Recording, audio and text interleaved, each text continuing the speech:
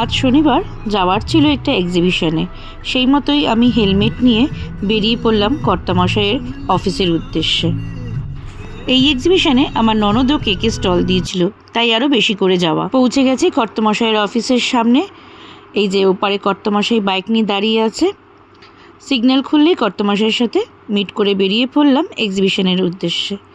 রবীন্দ্র সরোবরের কাছে এই গোল্ডেন গ্যালারিতে এই উড়ান বলে এক্সিবিশনটি হচ্ছিল।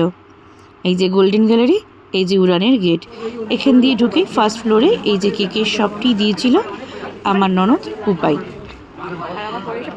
কর্তামশাই বসে পড়েছে, বসে তার পছন্দ মতো কেকগুলো সে প্যাক করিয়ে নিয়েছে। কর্তামশাই বসেছিল, সেই ফাঁকেই আমি মেলা ঘুরে কিছু শপিংও করে নিয়েছিলাম। এই যে আমাদের পুচকি সোনা আর পিকু দুজনে এসেছিল আজকে মেলার শেষ দিন বলে। চলো তোমাদেরকে মেলাটা ঘুরে দেখাই। এখানে ব্যাগের স্টল ছিল, ককারি স্টল ছিল, আর customise Punjabi, Tupperware, bed cover, sari, blouse, ornaments, kurti, perfume, অনেক কিছু। তার মধ্যে ছিল এই ব্যাগের স্টলটা খুব সুন্দর।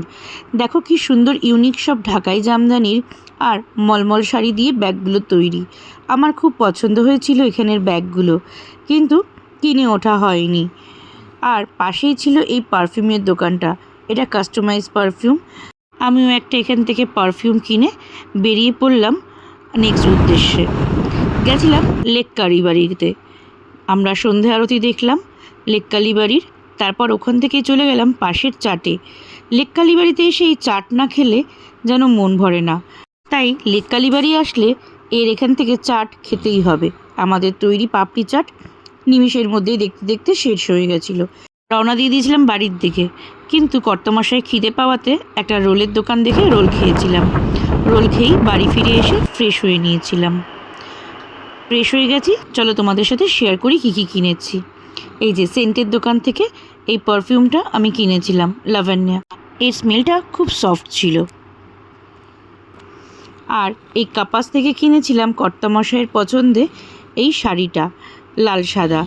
এটা ছিল পুরো হ্যান্ড ব্লকের ওপরে, খুব সুন্দর, পয়লা বৈশাখের দিন পরতে বলেছিল।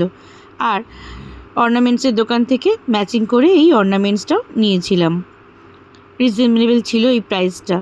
আর ননদের কাছ থেকে নিয়েছিলাম এই কেকগুলো। আস্তে আস্তে কেকে ক্রিমগুলো সব ওপর দিকে লেগে গেছিলো।